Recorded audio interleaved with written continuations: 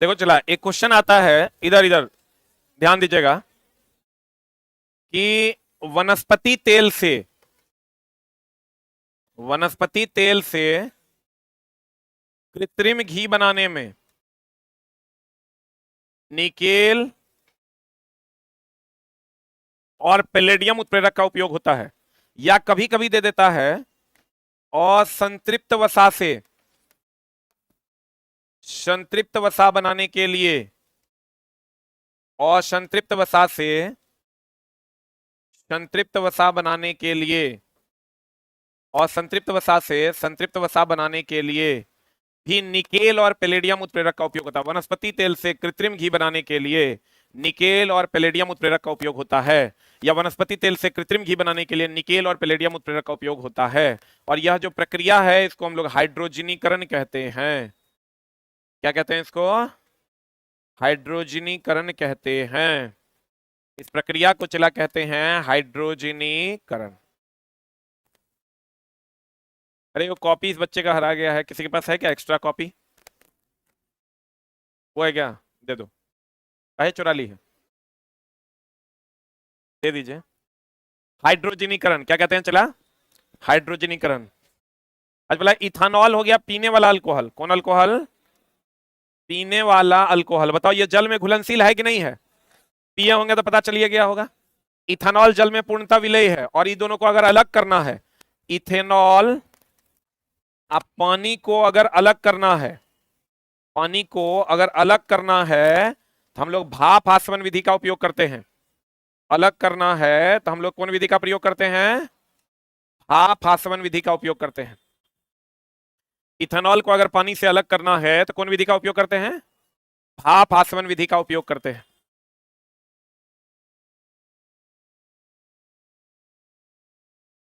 पच्चीस क्वेश्चन का चलो टेस्ट दीजिएगा साइंस का, ना तो एगो क्वेश्चन यहां से आपको मिलवे करेगा। जितना है 700 में से एगो दूगो डेली मिलेगा। पढ़े। इथेनॉल को पानी से अलग करना है, कौन विधि? भाप आसवन विधि का उपयोग करते हैं। अब देखो चला, यहां पर CaCl2 होगा, ठीक कर लो। CaCl2 कल रात में भी क्वेश्चन था, अगर पढ़ा होगा तो मैं एनसीईआरटी में। CaCl2 और H2SO4 निर्जलीकरण में उपयोग करते हैं।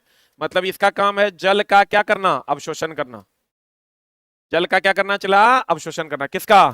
CaCl2 और H2SO4। CaCl2 जो है ये ट्रांसफार्मर में यूज होता है। कहां यूज होता है रे?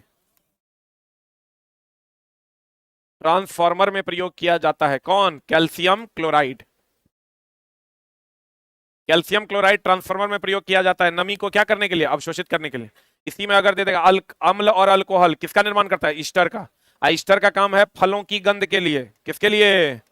ईथर का नहीं। ईथर अगर दे देगा तो निश्चेतक है ही। ईथर की अगर हम बात करें तो ये निश्चेतक के रूप में, बेहोशी की दवा है ये। ईथर जो है ये निश्चेतक है, बेहोशी की दवा है। और ईस्टर जो है ये फलों की गंध में प्रयोग किया जाता है।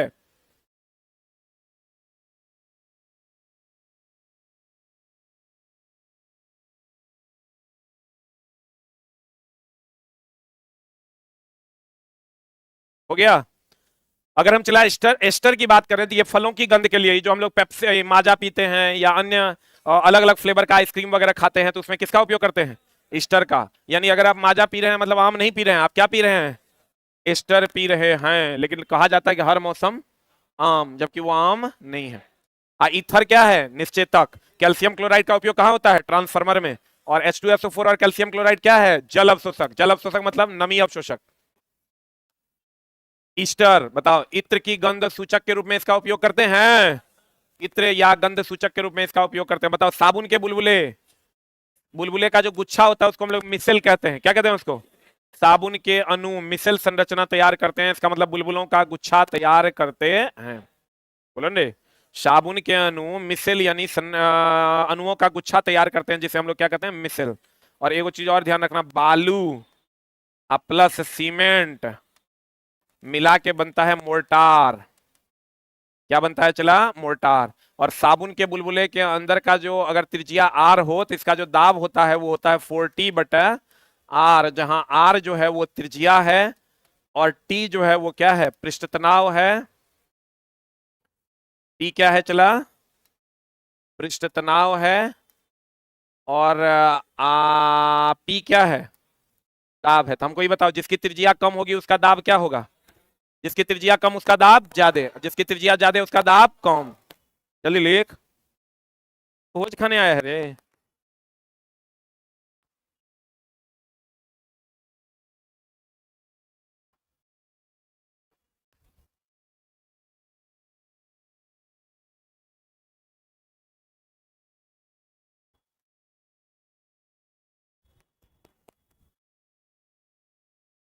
हो गया।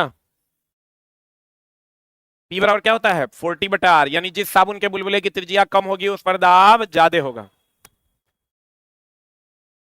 अब बालू और सीमेंट के मिश्रण को क्या कहते हैं, मोर्टार, मार्टार ने मोर्टार। और साबुन के गुच्छे, बुलबुलों के गुच्छों को क्या कहते हैं, मिसल। क्या कहते हैं, साबुन के बुलबुले पर जो दाब होता है वो होता है 40/R। हाँ, नाम है रे, जैसे किसी चीज का हम लोग नाम रखते हैं ना, चला हम लोग साबुन क्या बोलते हैं उसको, जैसे साबुन के बुलबुले का गुच्छा है, बहुत सारा बुलबुला है तो उसको हम लोग मिसल कह देते हैं। तो वैसे ही हम लोग अगर बालू और सीमेंट को एक साथ अब मिला दीजिएगा तो उस मिश्रण का नाम है मोर्टार। जैसे चीनी और पानी का मिश्रण आप मिला देते तो उसका नाम क्या है, शरबत। वही वाला बात। कहते हैं जल में विलय एक सिरे को क्या कहते हैं, जलरागी, तथा हाइड्रोकार्बन में विलय को क्या कहते हैं, जल विरागी। रागी मतलब आकर्षित होने वाला, और विरागी मतलब हटने वाला। जैसे हम लोग कहते हैं ना वैराग्य धारण कर लिया, वैराग्य मतलब क्या किया, हट गया कि सट गया, हट गया ना। तो कहते हैं जल में विलय एक सिरे को क्या कहते हैं, जलरागी, और हाइड्रोकार्बन में विलय को क्या कहते हैं, जल विरागी। क्योंकि हाइड्रोकार्बन में बंधन नहीं बनता है, क्योंकि सहसंयोजक बंधन मजबूत होता है। कौन मजबूत होता है, इसलिए वो जल्दी बंधन को तोड़ता नहीं है। अपमार्जक का नाम सुना है, अपमार्जक मतलब हो गया चला सरफ, सरफ सुने हो ना। अपमार्जक लंबी कार्बोक्सिलिक अम्ल श्रृंखला के अमोनियम एवं सल्फेट लवण होते हैं। अपमार्जक लंबी कार्बोक्सिलिक अम्ल श्रृंखला के अमोनियम एवं कौन लवण होते हैं, सल्फेट। सन कितना ईस्वी में, 1817 में डोबेरिनर ने क्या दिया था, तिर्यक नियम। और डोबेरिनर ने तिर्यक नियम में क्या कहा था, दूसरा तत्व का द्रव्यमान पहला और तीसरा का क्या होगा, औसत होगा, यही ने दिया था। न्यूलैंड ने दिया था अष्टक नियम। क्या नियम, तो जैसे चलन ईस्वी बहुत सारा है, लेकिन कुछ ईस्वी है जो एनसीईआरटी में दिया हुआ है जो तुमको पूछेगा। जैसे ईस्वी बहुत सारा है, आप देखिए फलना की खोज इतना ईस्वी में हुआ, चिलना की खोज इतना ईस्वी में हुआ, ढिकलना का खोज इतना ईस्वी में हुआ। उतना आपको नहीं याद करना है, जो एनसीईआरटी में दिया हुआ है उसको लेकिन याद रखना होगा। तो डोबेरिनर का ट्राइड कितना ईस्वी में, 1817 में। इन्होंने जर्मनी के म्यून्सबर्ग में औषधि तथा स्ट्रेस वर्ग में रसायन शास्त्र का क्या किया था, अध्ययन किया था। इसका जिक्र है एनसीईआरटी में। कहता जेना विश्वविद्यालय में ये क्या रहे थे, अध्यापक। और सबसे पहले कौन उत्प्रेरक का खोज किया, प्लेटिनम। उत्प्रेरक का खोज कौन किया था, बर्जिलियस। देखो चला, बर्जिलियस के बारे में कुछ बातें हैं जो आप जान लीजिए। ये पूछता है बर्जिलियस की अगर हम बात करें तो जैव शक्ति का सिद्धांत यही दिया था। जैव शक्ति का सिद्धांत कौन दिया था, बर्जिलियस। तत्वों के प्रतीक के बारे में कौन बताया था, तत्वों के प्रतीक के बारे में कौन बताया था, बर्जिलियस। और अगर हम प्लेटिनम उत्प्रेरक जिसको हम लोग सफेद स्वर्ण कहते हैं, प्लेटिनम उत्प्रेरक की खोज भी कौन किया था, प्लेटिनम उत्प्रेरक की खोज कौन किया था, बर्जिलियस।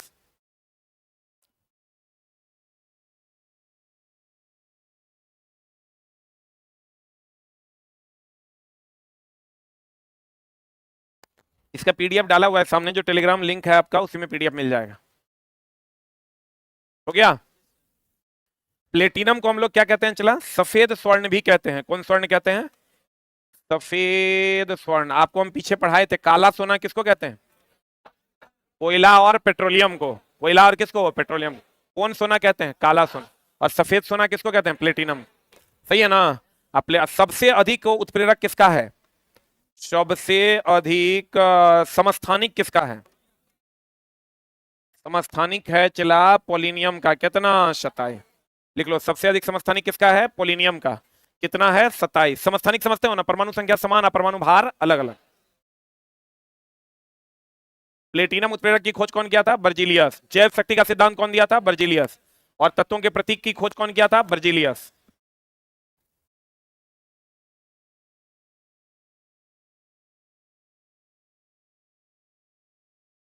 लियोपिन का उपयोग क्या चीज में करते हैं? सफेद पेंट के रूप में किया जाता है, कुछ नहीं है, इसको याद रखना है। न्यूलैंड ने कौन नियम दिया था? अष्टक नियम। इसके ज्ञात 56वें तत्व कौन था? थोरियम। यानी अंतिम तत्व कौन था न्यूलैंड में? थोरियम। इसका नियम कैल्शियम तक मान्य था, ये तो पता है ना। यह नियम कहां तक लागू था? कैल्शियम तक। देखो चला, कोबाल्ट और निकेल का गुण किसके समान था? आयरन के समान। होते हुए भी आयरन को बहुत दूर रखा गया था, ये भी आप जानते होंगे। कोबाल्ट और निकेल को कहां रखा गया था? हेलोजन के साथ। अब भविष्य में अन्य तत्वों के न होने की संभावना व्यक्त किया। देखो ये क्वेश्चन आता है बार बार। डोबेरिनर और न्यूलैंड, इन्होंने कहा था कि भविष्य में कोई तत्व नहीं आएगा। न्यूलैंड ने काम कर रहे हैं 56 को तत्व है तो 56 को रहेगा। लेकिन एकमात्र ऐसा वैज्ञानिक था कौन? मेंडलीफ, जिन्होंने कहा कि तत्व आएंगे, और बाद में तत्व जब आया तो उसको जोड़ा भी। 3 तत्व को खास करके उन्होंने जोड़ा मेंडलीफ ने, स्कैंडियम, गैलियम और जर्मेनियम को। किसको किसको? अगर तुमको कहेगा, एक चीज और ध्यान रखना कि Dobereiner, Dobereiner, Newland, Mendeleev, Dobereiner, Newland और मेंडलीफ किसके आधार पर सजाया? परमाणु भार। एकमात्र वैज्ञानिक था मोस्ले, जिसने सजाया परमाणु संख्या, या इसी को चला एनसीईआरटी में दिया हुआ है, बढ़ते हुए आवेश। एक बात बताइए कि परमाणु संख्या जो है वो किसके संख्या के? बढ़ते हुए नाभिकीय आवेश। कल रात में क्वेश्चन था ही, बढ़ते हुए नाभिकीय। अब इसको थोड़ा सा समझिएगा चला जी। हमको ही बताइए, एक मिनट होल्ड ऑन। मोस्ले ने जो सजाया है आधुनिक आवर्त सारणी को, वो बढ़ते हुए परमाणु संख्या के क्रम में सजाया है। अब बताओ, परमाणु संख्या प्रोटॉन की संख्या के बराबर होता है? हाँ, अब प्रोटॉन कहाँ होता है? नाभिक में। नाभिक प्रोटॉन पर आवेश होता है कि नहीं होता है? इसका मतलब बढ़ता हुआ परमाणु संख्या मतलब बढ़ता हुआ प्रोटॉन, बढ़ता हुआ प्रोटॉन मतलब बढ़ता हुआ नाभिकीय आवेश, क्योंकि नाभिक में प्रोटॉन और न्यूट्रॉन होता है। पता नहीं बुझा रहा है कि नहीं। हम अगर ये कहें कि मोस्ले ने जो सजाया वो बढ़ते हुए परमाणु संख्या के आधार पर, या बढ़ते हुए प्रोटॉन की संख्या के आधार पर, या बढ़ते हुए नाभिकीय आवेश के आधार पर, ये सब स्टेटमेंट सही है कि गलत है? लिख लो जल्दी से।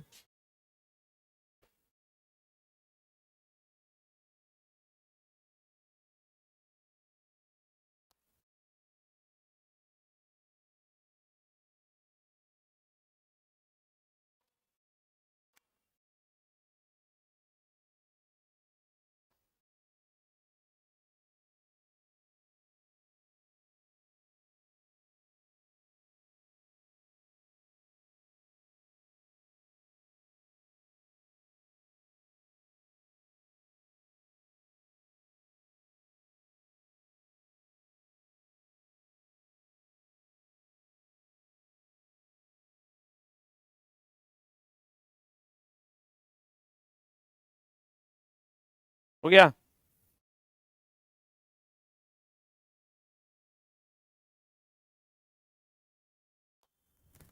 अरे हो गया। अब देखो, तो अगर कह दे मोस्ले ने परमाणु संख्या के आधार पर सजाया, या बढ़ते हुए नाभिकीय आवेश के आधार पर, या बढ़ते हुए प्रोटॉन की संख्या के आधार पर, ये सब सही है कि गलत है? सही है, बहुत बढ़िया बात। भविष्य में आने वाले तत्वों के बारे में देखो कौन बताया। जो यहां से जो बात हुई थी डोबेरिनर की, किसकी बात हुई थी? डोबेरिनर की और न्यूलैंड की। कहता था ना कि अब भविष्य में तत्व नहीं आएंगे, हम जितना देख रहे हैं उतने रहेगा। भविष्य में तत्व नहीं आएगा। पहली बार किसने कहा भविष्य में तत्व आएगा? मेंडलीफ ने। मेंडलीफ ने पहली बार कहा, मेंडलीफ ने पहली बार कहा, पहली बार आने वाले तत्वों के लिए स्थान छोड़ा। आने वाले तत्वों के लिए, आने वाले तत्व के लिए स्थान छोड़ा। आने वाले तत्व के लिए क्या छोड़ा चला? स्थान छोड़ा। आने वाले तत्व के लिए क्या छोड़ा? स्थान छोड़ा। किसने? मेंडलीफ ने। तब इसी के आधार पर इनका स्कैंडियम, गैलियम और कौन चला? जर्मेनियम। स्कैंडियम, गैलियम और जर्मेनियम जोड़ा गया। कौन जोड़ा गया? स्कैंडियम, गैलियम और जर्मेनियम। मेंडलीफ ने कहा नहीं, अभी तत्व आएंगे, और आने वाले तत्वों के लिए उन्होंने खाली स्थान भी छोड़ा। और बाद में किसको जोड़ा? स्कैंडियम, गैलियम और जर्मेनियम को।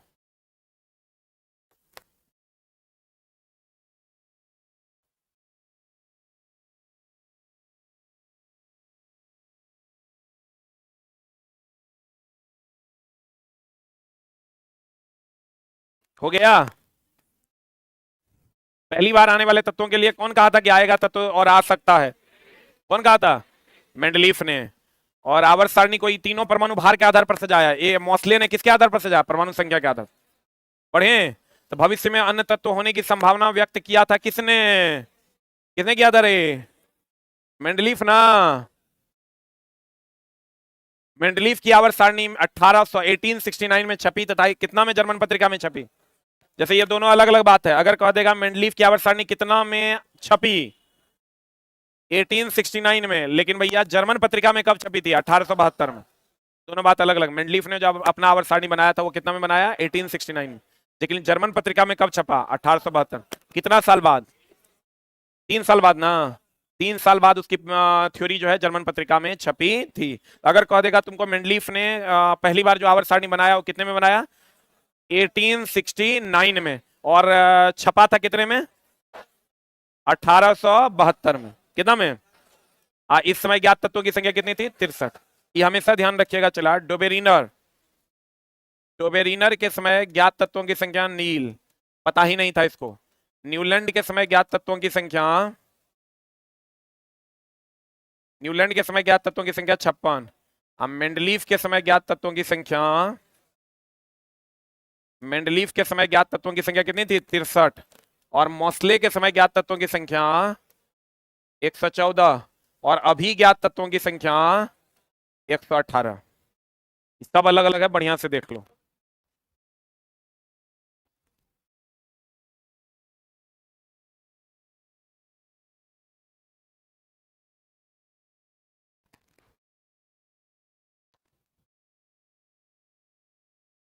हो गया? भविष्य में दिया पता होगा तब तक बढ़वे करेगा एकाध को अभी। लेकिन तो रात तक 118 मारना। कोई तो चला चलिए रहा है, कोई ना कोई चोटा लगल होगा। लगेगा तो हम लोग एकाध को बढ़ा देंगे। हमारा की जा रहा है, वो अपना खोजेगा, पूरा जीवन खपा के होगा, मुक्तून खोजेगा वो। हम लोग को बढ़ा देंगे। अब ज्ञात तत्वों की संख्या कितनी है? 120। हो गया? ये क्लियर है ना? कहेगा डोबेरिनर के समय ज्ञात तत्वों की संख्या नील। लेकिन अगर कहेगा डोबेरिनर ने कितने त्रिक निकाले थे? 3। जिसमें कितने तत्व थे? 9। लिख लो डोबेरिनर के 3 त्रिक थे। डोबेरिनर के 3 त्रिक थे। ट्रिक, ट्राइड, इंग्लिश में लिखना। 3 ट्राइड थे। कितने ट्राइड थे? इन्होंने मतलब किसने? मेंडलीफ ने। इन्होंने परमाणु द्रव्यमान उनके भौतिक तथा रासायनिक गुणधर्मों के बीच क्या स्थापित किया? संबंध। और एक चीज तो वहां भी आई, यहाँ क्वेश्चन बच्चा एकदम गड़बड़ी करवे करेगा। क्वेश्चन कहेगा मेंडलीफ ने किसकी ओर ध्यान केंद्रित किया? चला मेंडलीफ ने किसकी ओर ध्यान केंद्रित किया? एक ऑप्शन देगा हाइड्रोजन, दूसरा देगा ऑक्सीजन, एक देगा हाइड्रोजन और दूसरा देगा कार्बन। 99% लड़का ये मार देता है, ये हमरा पता है। 99% लड़का हाइड्रोकार्बन सोच के हाइड्रोजन और क्या मार देता है? कार्बन। बोलो रे। लेकिन आपको दोस्त क्या नहीं मारना है? हाइड्रोजन कार्बन नहीं मारना है। क्या मारना है? हाइड्रोजन और ऑक्सीजन। हाइड्रोजन और क्या? ऑक्सीजन। इन्होंने हाइड्रोजन और ऑक्सीजन पर अपना ध्यान केंद्रित किया। किसने? इन्होंने। किन्होंने? इन्होंने किन्होंने? मेंडलीफ ने। किसने? चला मेंडलीफ ने हाइड्रोजन और ऑक्सीजन पर अपना ध्यान केंद्रित किया। हाइड्रोजन कार्बन नहीं मारिएगा, ये गलत है। क्या मारिएगा? अब पता नहीं लड़का को हाइड्रोकार्बन से बड़ा, जैसे रेडियो सक्रियता की खोज मैडम क्यूरी धाई से मार देता है, जबकि आंसर होगा हेनरी बैक्वेरल। क्या होगा आंसर? तो फिर 1 नंबर से नहीं होगा तो फिर हमारा नहीं कहना नहीं होता है। तो चला हेनरी बैक्वेरल ने किया था, तो ये हेनरी बैक्वेरल और क्यूरी के बीच आपको डिफरेंस समझना पड़ेगा कि कब क्यूरी मारना है, कब हेनरी बैक्वेरल मारना है, ना तो सब गुण हो जाता गोबर। ये तो सब जानता होगा, लेकिन यहाँ भी झोल है। यहाँ जब क्वेश्चन आएगा ना तो तू फंस जाएगा। ग्रुप और समूह अलग अलग देता है, मामला फंसा देता है। अगर कहेगा ये तो सब ने जानता है, चला ऊर्ध्वाधर ये जो ऐसे खड़ा रहेगा तो उसको क्या कहते हैं? ग्रुप या समूह कहते हैं। आई क्षैतिज को क्या कहते हैं? आवर्त। तो एकरा में कोई झोल नहीं है, इसमें कोई झोल नहीं है। लेकिन इसमें ध्यान रखना कि ग्रुप और समूह में पहला उत्तर क्या होगा? पहला उत्तर क्या होगा? ग्रुप। और दूसरा उत्तर क्या होगा? समूह। हाँ, अब वर्ग और समूह में भी गड़बड़ नहीं करना। ग्रुप बोले तो क्या? वर्ग। ग्रुप या वर्ग पहला उत्तर होगा, समूह का वहां उत्तर होगा दूसरा। लड़का को आता है दोनों, तो लड़का सीधा रफली अगर पढ़िएगा तो लोग कहते हैं वर्ग या समूह। हम लोग भी कह देते हैं वर्ग या समूह, लेकिन अब हम नहीं कहते हैं, अब हम अलग कर देते हैं। अब पढ़ाते हैं हम क्लियर करते हैं, भैया वर्ग और ग्रुप मिलेगा तो ये पहला उत्तर होगा, ये नहीं रहेगा तो क्या मारिएगा? समूह। क्या मारिएगा? बोलो साफे नॉन एनर्जेटिक। खाता पीता नहीं है रे, साफे लगता है देहात ला के यहाँ रख दिया है। खाओ पियो मुर्गा उर्गा, पैसा की दिक्कत है कि?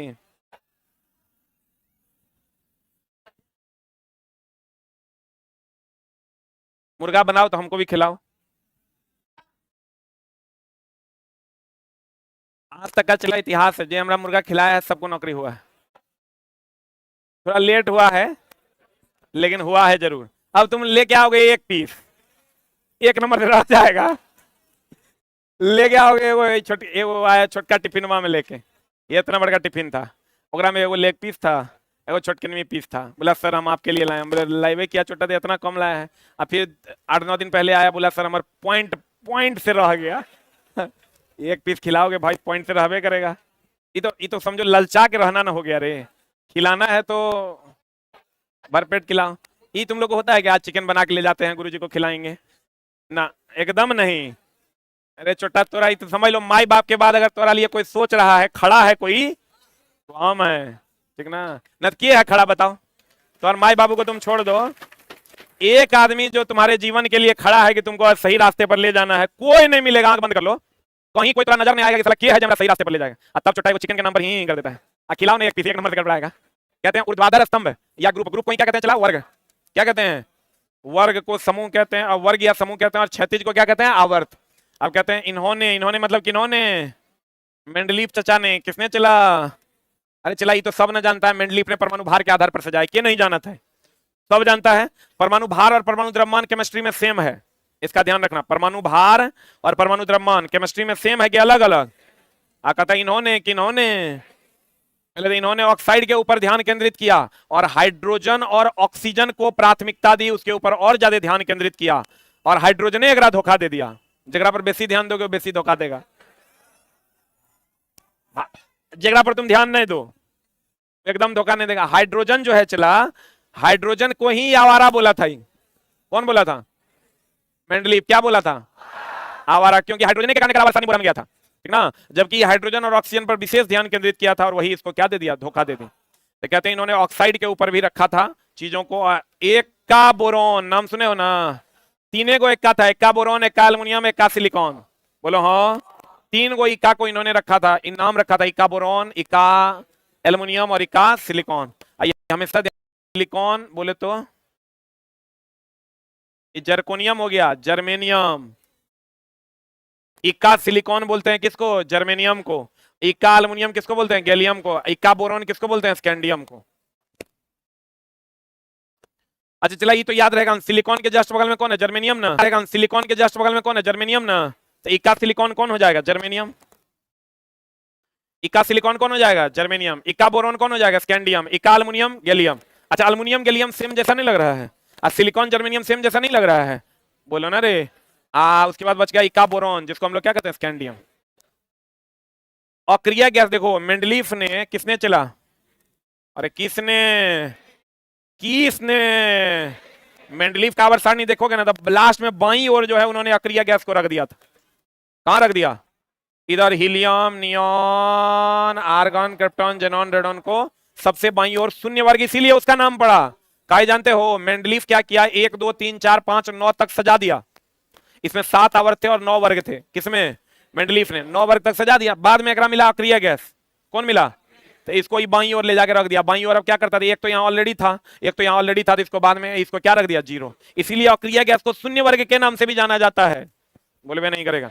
अक्रिया गैस को शून्य वर्ग के नाम से भी जाना जाता है। ये हो गया चला 1 2 3 4 5 6 7 8 9। ये हो गया तुम्हारा आवर्त मेन था उसका, मेंडलीफ का। किसका? आप देखो नहीं की कर रहा, अक्रिया गैस को बाद में ओकरा मिलवे किया। स्कैंडियम, गैलियम, जर्मेनियम भी बाद में मिला। अक्रिया गैस भी बाद में मिला था। बाद में मिला तो कहां रखता? 1 से 9 तक तो यहाँ फुल था, तो इसको तुम बोलेगा तो इधर रख देता। इधर नहीं रखा, इधर रखा। इसलिए इधर रखा कि इसका बिहेवियर 0 था, किसी के साथ कोई अभिक्रिया नहीं करता था, 0 बिहेवियर था इसका, इसलिए इसका नाम रखा 0 वर्ग। इसीलिए अक्रिया गैस वर्ग का दूसरा नाम क्या है? 0 वर्ग। 0 वर्ग या शून्य वर्ग। जिसको किधर रखा? बाईं ओर की दाईं ओर। किधर रखा? कौन रखा? कौन रखा? मेंडलीफ ने रखा था। किसने रखा था? चला, मेंडलीफ ने रखा था। आधुनिक आवर्त सारणी मोस्ले कितना ईस्वी में? 1913। यह परमाणु संख्या का आवर्त फलन है, सही की गलत? अरे भैया, परमाणु संख्या के आधार पर ही ना मोस्ले सजाया था। ये क्वेश्चन चला, इस बार रेलवे में 50 बार पूछा होगा, सब सेट मिला के। कम से कम कितना बार? 50 बार। यह परमाणु संख्या का आवर्तफलन, कौन परमाणु संख्या का आवर्तफलन है? किसका पीरियोडिक टेबल? किसका रे? मोसले का पीरियोडिक टेबल परमाणु संख्या का आवर्तफलन है। आवर्त में लेफ्ट से राइट जाने पर परमाणु त्रिज्या क्या होती है? घटती है। देख लो, इधर से इधर जाओगे, आवर्त में इधर से इधर जाओगे तो त्रिज्या क्या होगा? अरे आवर्त में जाओगे तो त्रिज्या क्या होगा? त्रिज्या घटेगा। अब वर्ग में ऊपर से नीचे आओगे तो त्रिज्या क्या होगा? अरे त्रिज्या क्या हो जाएगा? बढ़ेगा। बोलो हाँ। अब बाद बाकी जो है विद्युत ऋणात्मकता, ईंधन विभव वगैरह वगैरह क्या हो जाएगा? बढ़ेगा। तो कौन कौन? विद्युत ऋणात्मकता, विद्युत ऋणात्मकता, आयनन विभव, इलेक्ट्रॉन बंधुता, इलेक्ट्रॉन बंधुता, इस सब आवर्त में क्या हो जाएगा? बढ़ेगा। क्या हो जाएगा रे? आवर्त में इस सब जो है चला बढ़ेगा, इस सब आवर्त में क्या हो जाएगा? बढ़ेगा। इधर वर्ग में फिर आएगा तो क्या हो जाएगा? घटेगा। जल्दी लिख।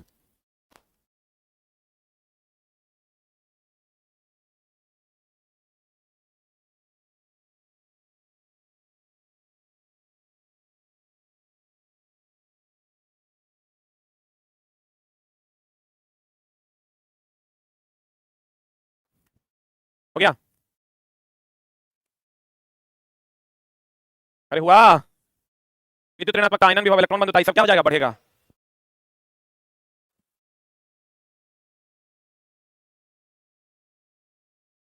बढ़े। गतावर्त में लेफ्ट से राइट जाने पर परमाणु त्रिज्या क्या होता है? चला क्या होता है? घटता है। अब देखो, रात में यही क्वेश्चन था, नाभिकीय आवेश, एनसीईआरटी का क्वेश्चन है। नाभिकीय आवेश के बढ़ने से परमाणु इलेक्ट्रॉन को खींचता है, जिससे साइज क्या हो जाता है? घटता है। अभी जो धीरे धीरे जब आप इधर की ओर जाइएगा तो परमाणु संख्या बढ़ेगा। मान लो 3 4 5 6 7 8 होगा। जब परमाणु संख्या जो होता है वो प्रोटॉन के बराबर, किसके बराबर? तो बताओ, इसमें प्रोटॉन की संख्या नाभिक में कै गो होगा? 8 गो। और इसमें प्रोटॉन की संख्या नाभिक में कै गो होगा? 3 गो। तो प्रोटॉन इलेक्ट्रॉन में आकर्षण की विकर्षण, तो बोले नहीं करेगा। तो अगर प्रोटॉन इलेक्ट्रॉन में आकर्षण होगा तो इसमें 3 गो इलेक्ट्रॉन है, उसी हिसाब से खींचेगा। और इसमें 8 गो इलेक्ट्रॉन है, तो ज्यादा खींचेगा कि कम खींचेगा? तो ज्यादा खींचेगा, संकुचित होगा कि बढ़ेगा? तब हम ये कह सकते हैं कि आवर्त में लेफ्ट से राइट जाने पर नाभिक में प्रोटॉन की संख्या बढ़ती है, जिसके कारण संकुचन बल ज्यादा होता है, जिसके कारण वो क्या हो जाता है? क्या हो जाता है? संकुचित हो जाता। बुझा रहा है? बोलो ना रे। अभी चला, हम एगो प्रोजेक्ट दिए हैं बिग बूस्टर टीम को। क्या प्रोजेक्ट दिए हैं कि सारा जितना एनसीईआरटी का बुक है, एनसीईआरटी का एक तो एग्जाम्पलर है ही, उसके अलावे पूरा का पूरा एनसीईआरटी, लगभग 5 लाख का मेरा ये प्रोजेक्ट है। हमको ऐसा लग रहा है कि अब सारे एग्जाम्स एनसीईआरटी के इर्द गिर्द होने लगे हैं, चाहे वो बिहार के एग्जाम हो या सेंट्रल का एग्जाम हो।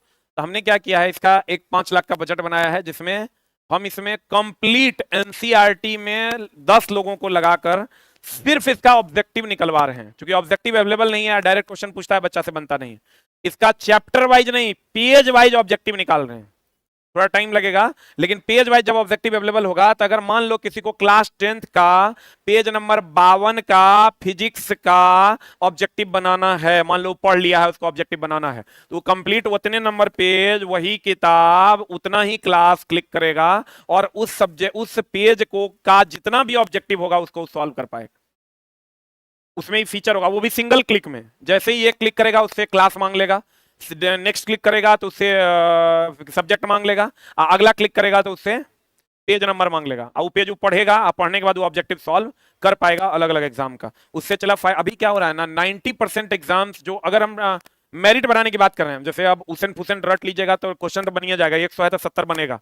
लेकिन वो जो 71 72 73 74 जगह से लोगों को नौकरी होगा, वो एनसीईआरटी है चला होकर। ये हम भी मानते हैं, मेरा भी किताब अगर एनसीईआरटी बेस्ड नहीं है तो उतना नौकरी नहीं दिलवा सकता है।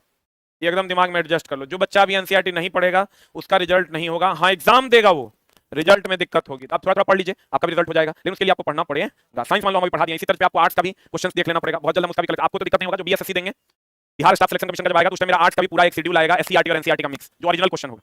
ये नहीं कि पता चला मार्केट में भी तुम खोजोगे, हम भी अपने जो हमारे लोग हैं टीम के उनको हम भेजे कि तुम जाओ मार्केट और जितनी भी किताबें एनसीईआरटी से रिलेटेड है, वो एनसीईआरटी क्वेश्चन से रिलेटेड है, वो लेके आओ मार्केट से। बिलीव करो, चला हम तो साइंस देखे, हमारा साइंस से समझ में आता है। जितना प्रीवियस ईयर है और एनसीईआरटी क्वेश्चन बैंक के नाम पे छाप दिया है, वो एनसीईआरटी क्वेश्चन बैंक नहीं है, ना ही उसमें एनसीईआरटी के सवाल हैं, क्योंकि एनसीईआरटी में सवाल है ही नहीं है। एनसीईआरटी में साइंस में जाओगे तो एक चैप्टर में 4 को 5 को सवाल है, और दे दिया 1500 सवाल, सब फेक है। खाली ऊपर में लिख दिया एनसीईआरटी एससीईआरटी बिक रहा है, लोग ना धुन ले रहा है। बच्चा तो देख रहा है एससीईआरटी से पूछ रहा है, एनसीईआरटी पूछ रहा है, चलो ले लेते हैं। अब पता चला एनसीईआरटी एससीईआरटी नहीं है, जो पुराना कंटेंट था वही देके छाप दिया, छाप के बेच रहा है, बच्चा ना धुन खरीद रहा है। कहते हैं चला आवर्त को लेफ्ट से राइट जाने पर, ई एनसीईआरटी का लेवल है जो आपके सामने है। एनसीईआरटी का लेवल ये नहीं है कि कक्षा में कितने इलेक्ट्रॉन होंगे, 2n² का सिद्धांत किसने दिया, बोर ब्यूरी ने। एनसीईआरटी कहता है कि अगर लेफ्ट से राइट जाएंगे परमाणु त्रिज्या क्या हो जाएगी, घटेगी। इसलिए घटेगी कि भैया इधर सीधा जाओगे 2 3 4 5 6, यहां आओगे तो प्रोटॉन की संख्या इसमें हो जाएगा 6, इलेक्ट्रॉन यहां है, इसमें आओगे इसमें प्रोटॉन की संख्या कितनी हो जाएगी, कितनी हो जाएगी रे? इसमें आओगे तो इसमें प्रोटॉन की संख्या कितनी हो जाएगी, इसमें प्रोटॉन की संख्या हो जाएगी चला 2, कितनी हो जाएगी, कितनी हो जाएगी 2, तो 2 हो जाएगी तो कम आकर्षण बल लगाएगा दी भैया, फूला हुआ रहेगा। इसमें 8 6 हो जाएगा, ज्यादा आकर्षण बल लगाएगा, सिकुड़ा हुआ होगा। इसीलिए इधर से इधर जाने पर आकृति क्या हो जाती है, क्या हो जाती है, घट जाते हैं। अब कहता है चला समूह में, कहा समूह में ऊपर से नीचे आएंगे यानी वर्ग में, समूह में यानी किसमें, वर्ग में ऊपर से नीचे आएंगे तो आकार बढ़ता कि घटता, बढ़ता। त्रिज्या कहता त्रिज्या बढ़ने से बाहरी इलेक्ट्रॉन नाभिक से क्या चला जाता है, जिसके कारण प्रभावी नाभिकीय आवेश क्या हो जाता है, घट जाता है, तथा आसानी से इलेक्ट्रॉन का क्या हो जाता है, क्या हो जाएगा, त्याग हो जाए। कहता मेंडलीफ ने नया तत्व खोजे जाने की भविष्यवाणी की कि नहीं की, मेंडलीफ ने भी किया और मोस्ले ने भी जगह छोड़ा। लेकिन पहली बार अगर कहेगा किसने जगह छोड़ा, मेंडलीफ ने। किसने जगह छोड़ा, पहली बार किसने जगह छोड़ा, मेंडलीफ ने। किसने जगह छोड़ा, लेकिन मोस्ले ने भी आने वाले तत्वों के लिए जगह छोड़ा। तब ना मोस्ले के समय ज्ञात तत्वों की संख्या 114 थी और अभी 100 कितना है, 18 है, तो 4 को तत्व बढ़ा ना, खाली जगह नहीं छोड़ता तो होता। लेकिन ये नहीं पूछेगा कि मोस्ले छोड़ा कि नहीं छोड़ा, ये पूछेगा कि बताओ पहली बार किसने आने वाले तत्वों के लिए स्थान छोड़ा, किसने छोड़ा, पहली बार किसने आने वाले तत्वों के लिए स्थान छोड़ा, मेंडलीफ ने। किसने छोड़ा, और मोस्ले तो ढेरी स्थान छोड़ दिया, और बाद में अभी 114 118 आने वाले समय में वो 140 तक जा सकता है, उतना स्थान उन्होंने छोड़ दिया। कहते हैं मेंडलीफ ने, किसने, नए तत्वों के खोजे जाने की भविष्यवाणी की। वे सभी प्रक्रम जो सम्मिलित रूप से अनुरक्षण का कार्य करते हैं जैव प्रक्रम कहलाते हैं। वे सभी प्रक्रम जो सम्मिलित रूप से किसका काम करते हैं, अनुरक्षण। अनुरक्षण करना मतलब रक्षा करना, अनुरक्षण करना मतलब रक्षा करना, उसको हम लोग कौन प्रक्रम कहते हैं, जैव प्रक्रम, जैव प्रक्रम कहते हैं। स्वपोषी का नाम सुने हो, स्वपोषी अपना भोजन बनाता है प्रकाश संश्लेषण से। किससे बनाता है,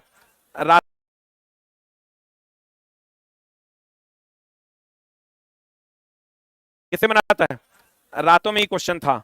स्वपोषी अपना भोजन बनाते हैं प्रकाश संश्लेषण से। किससे बनाते हैं, आप प्रकाश संश्लेषण में क्या होता है, CO2 जब H2O से अभिक्रिया करता है सूर्य के प्रकाश की उपस्थिति में और क्लोरोफिल की उपस्थिति में, किसकी उपस्थिति में, तो ये बना देता है C6H12O6 plus O2 plus H2O। ई जो है चला कार्बनिक है कि अकार्बनिक है, हम बोले तो ये क्या है, और कार्बनिक है, रिएक्टेंट है। ये जो प्रोडक्ट है ये क्या है, क्या है रे, कार्बनिक है।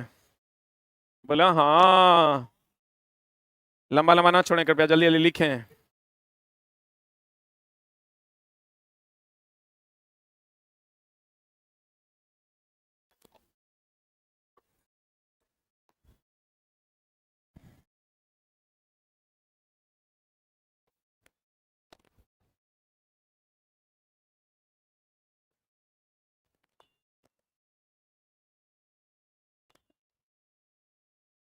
हो गया, अरे हुआ, बताओ स्वपोषी जब ये कह दिया मतलब क्या चला, पादप। स्वपोषी जब ये कह दिया मतलब क्या, कहता है स्वपोषी अकार्बनिक स्रोत। एक स्रोत क्या है, क्या है, अकार्बनिक स्रोत से CO2 तथा जल के रूप में, CO2 तथा जल के रूप में सरल पदार्थ से, ये सरल पदार्थ है और ये क्या है, जटिल पदार्थ। हम लोग क्या करते हैं, जटिल से सरल बनाते। जो पादप है उस सरल से, इसको आप कह सकते हैं ये कौन पदार्थ है, सरल, ये कौन पदार्थ है, जटिल। पादप जो है वो सरल से क्या बनाता है, जटिल। अच्छा टेलीग्राम पे नहीं मिला PDF, फिर से हम डाल देंगे।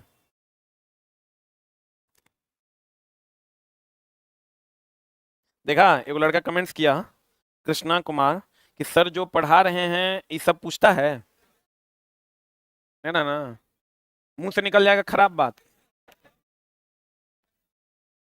ये चला बताओ ये कितना फालतू वाला बात बोली भाई, हम बोले तुमको, हमको पता था कोई ना कोई बात बोलबे करेगा। ये चला तुम समझ लो कि जब टीचर आपको एक लेवल में जाके पढ़ाएंगे तो आप कहिएगा ये पूछता नहीं है, आज जब एग्जाम हॉल में वो पूछ देगा तो आप आके गरियाइएगा लेवल में पढ़ाया नहीं। तू हमारा पागल नहीं कर देगा रे। पिछले बार हम लोग एनसीईआरटी नहीं पढ़ा रहे थे क्योंकि नहीं पूछ रहा था, पढ़ाते तो लड़का सीधे कहता है मास्टर पागल हो गया क्या पढ़ा रहा है। आज जब 2 सीटिंग में पूछा तो तीसरा सीटिंग से जब लाइव आया 8,000 10,000 12,000 13,000 बच्चा लाइव आने लगा, 8 लाख व्यूज आने लगा। अरे बाप रे बाप, एनसीईआरटी पूछ लो रे। अभी जब अच्छा चला बताओ कि क्वेश्चन नहीं पूछता है, हम पागल हो गए हैं। ये चला देखो, ये बोलता कौन है, जैसे ये सबके साथ होता है, रीजनिंग वाले सर के साथ भी होता है, मैथ वाले सर के साथ भी, हमारे साथ भी। जैसे ही आप लेवल को थोड़ा सा बढ़ाइएगा तो जितना भूसकोलवा होगा, क्योंकि भूसकोलवा को ऐसा लगता है कि रट के रिजल्ट लिया जा सकता है, वो दिमाग में पहले से सेट है, क्योंकि उस छोटा मुंह से तो खाली खराब नहीं निकला, बस कमांड किए हुए हैं।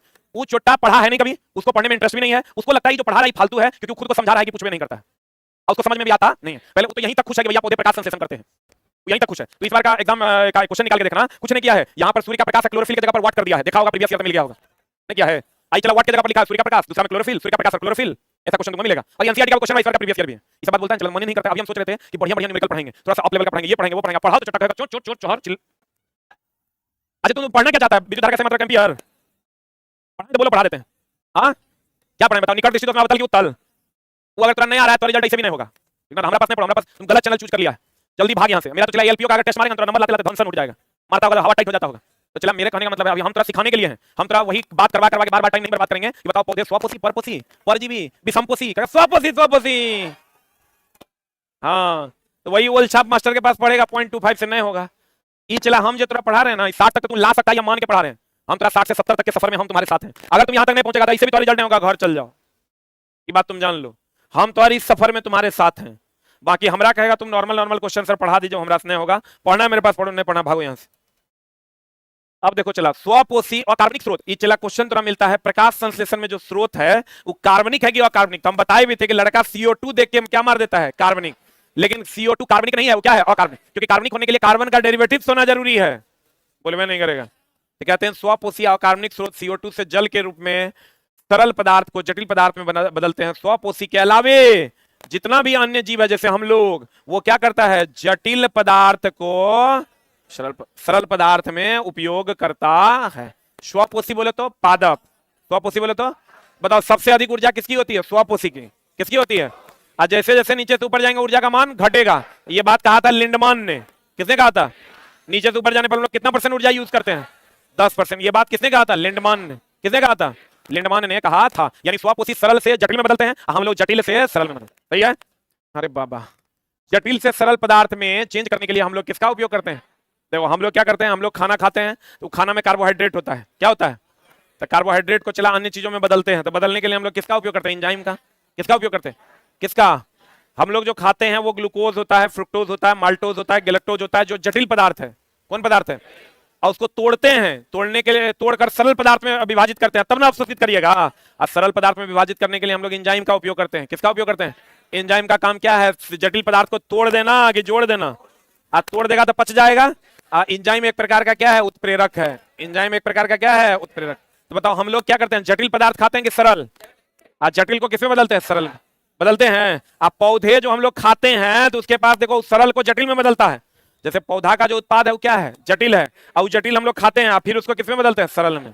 किसमें बदलते हैं, सरल में बदलते हैं।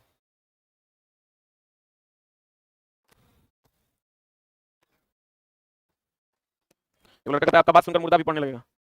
नहीं पढ़ोगे तो कुत्ता में बहुत फर्क रह भी नहीं जाएगा। तुम नहीं पढ़ो, चला अपने आप को मान लो कि मैं कुत्ता हूं, इसलिए सामाजिक कुत्ता है तुम। सामाजिक कुत्ता फंसा है, कहीं खड़ा रहेगा, इसे कोई बैठने के लिए नहीं कहेगा, कोई नहीं कहेगा, चला इसलिए तुम अपने आप को मान लो कि नहीं पढ़ा मतलब तुम क्या है। वाह वेरी गुड, नया शब्द का निर्माण हुआ है। पादप तथा जंतु दोनों ऊर्जा की प्राप्ति के लिए किसका उपयोग करते हैं, कार्बोहाइड्रेट का उपयोग करते हैं। हम लोग जब भूखे रहते हैं तो क्या खाते हैं, ग्लाइकोजन। क्या खाते हैं, हम लोग जब भूखे रहते हैं तो क्या खाते हैं, ग्लाइकोजन। आप पादप और जंतु बताओ तो ऊर्जा के लिए जो ग्लूकोज है, ग्लूकोज एक प्रकार का कार्बोहाइड्रेट है ना, अरे ग्लूकोज एक प्रकार का क्या है, कार्बोहाइड्रेट है। ग्लूकोज एक प्रकार का क्या है, कार्बोहाइड्रेट है। अब बताओ, कहता पौधों में भोजन मंड स्टार्च के रूप में तथा जंतु में, अभी तुरंत ने बताए थे, पौधों में जो भोजन संचित होता है किसके रूप में, मंड या स्टार्च, और जंतु में ग्लाइकोजन। इसीलिए तो भूख लगता है तो हम लोग ग्लाइकोजन खाने लगते हैं, क्योंकि ग्लाइकोजन से हम लोगों को क्या मिलता है, ऊर्जा मिलता है। और कहते हैं क्लोरोफिल द्वारा प्रकाश ऊर्जा का, क्लोरोफिल भी एक प्रकार का चिला उत्प्रेरक ही है। अगर कह देगा तुमको कि प्रकाश संश्लेषण में उत्प्रेरक का काम कौन करता है, कौन करता है, क्लोरोफिल। प्रकाश संश्लेषण में उत्प्रेरक का काम कौन करता है, क्लोरोफिल। पाचन में उत्प्रेरक का काम कौन करता है, एंजाइम। कौन करता है, CO2 को कार्बोहाइड्रेट में अपचयन होता है। CO2 का किसमें अपचयन होता है? कार्बोहाइड्रेट अपचयन होता है। मतलब चला एक बात बताओ, CO2 जो है ये किससे अभिक्रिया करता है? जल से। किससे अभिक्रिया करता है?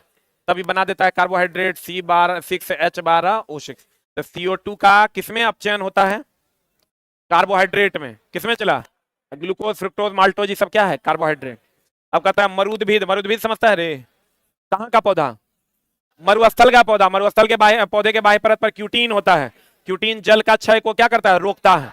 जल के क्षय को रोकता है। वो कहता है मरुद्भिद पौधा रात में भी CO2 ग्रहण करके मध्य उत्पाद बनाता है, जिसे वह पुनः दिन में अंतिम उत्पाद में, मतलब समझ रहा है, अगर मरुद्भिद की बात करोगे रात में वो थोड़ा बहुत अधकचरा उत्पाद बना लेता है और फिर सुबह होते ही जब सूर्य का प्रकाश मिलता है तो वो उसको पूर्ण उत्पाद में बदल देता है। मतलब अगर हमको कह दे मरुस्थलीय पौधों में क्या रात में भोजन निर्माण होता है कि नहीं होता? कहेंगे होता है, लेकिन पूरा नहीं, मध्य उत्पाद, बीच वाला उत्पाद, अधकचरा उत्पाद बनाता है। फिर जब सुबह होता है तो वो उसको किसमें बदल देता है? पूर्ण उत्पाद में बदलता है। हम लोग मेनली क्या पढ़ते हैं? प्रकाश संश्लेषण की क्रिया रात में नहीं होती, लेकिन श्वसन की क्रिया रात में भी होती है, दिन में भी।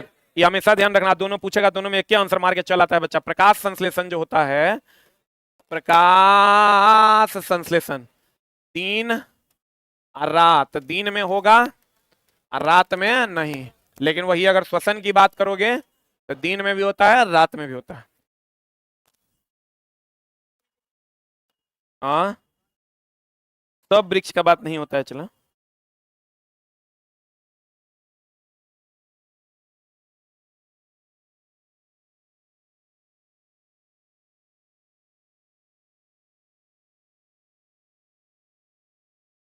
वो पूछ रहा है कौन कौन दिन आप मुर्गा खाते हैं? हम सब दिन खाते हैं, खाली गुरुवार छोड़ के। हो गया?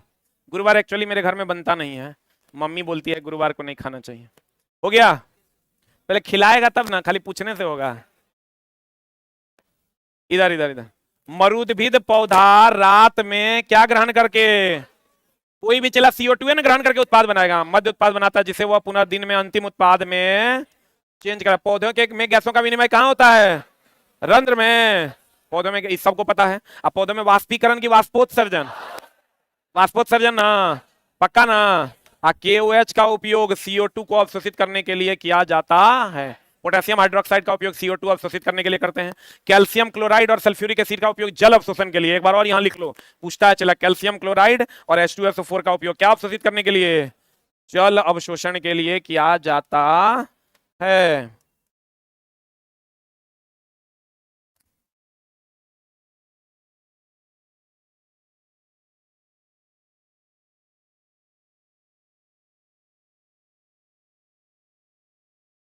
कैल्शियम क्लोराइड और H2SO4 का उपयोग क्या चीज के लिए? जल अवशोषण, यानी निर्जलीकरण आप कह सकते हैं क्या? अरे डिहाइड्रेशन समझता है? हम लोग नहीं कहते पेट झड़ी हो जाता है तो कहते हैं डिहाइड्रेशन हो गया। डिहाइड्रेशन हो गया मतलब सारा का सारा जल क्या हो गया? निकल गया। तो कहते हैं कैल्शियम क्लोराइड और सल्फ्यूरिक एसिड क्या के लिए? जल अवशोषण। कैल्शियम क्लोराइड और सल्फ्यूरिक एसिड जल अवशोषण। KOH और CO2, KOH किसका अवशोषण? CO2 का। कहते हैं एक कोशिकीय जीव भोजन संपूर्ण शरीर द्वारा होता है। एक कोशिकीय जीव कौन कौन? अमीबा, नाम सुना है ना? उसका भोजन संपूर्ण शरीर में होता है। और कहते हैं एक कोशिकीय जीव में भोजन एक स्थान से दूसरे स्थान तक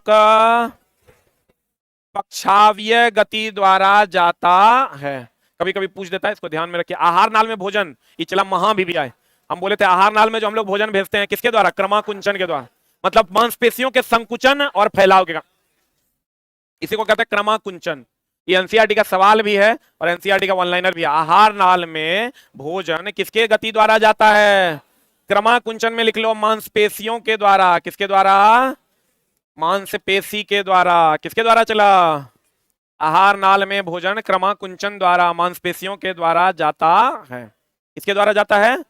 मांसपेशियों के द्वारा जाता है। यही तो सबको पता होगा, क्षुद्रांत या छोटी आंत में भोजन का क्या होता है? संपूर्ण पाचन। कभी कभी क्रमाकुंचन नहीं होगा तो क्रम से संकुचन और विरलन होगा। क्रमाकुंचन को ही कहते हैं क्रम से संकुचन और विरलन करते हैं ना। तो आपको देखा आहार नाल में जो भोजन जाता है गुरुत्वाकर्षण के अधीन जाता है, पानी के द्वारा जाता है, निर्वात के कारण जाता है, क्रमाकुंचन के द्वारा जाता है। मांसपेशियों में क्रमाकुंचन के द्वारा जाता है। क्लियर है? बोलन रे, आज की कार्रवाई यहीं तक। Thank you very much.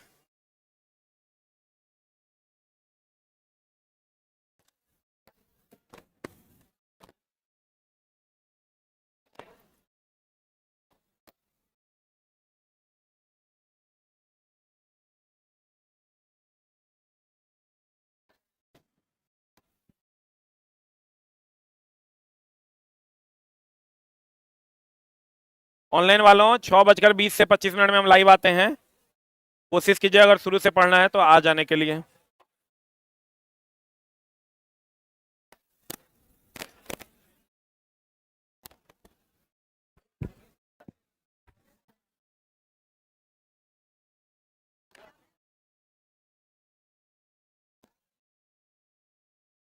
Rohit sir, क्या ड्रीम 11 पे विनर्स रियल होते हैं?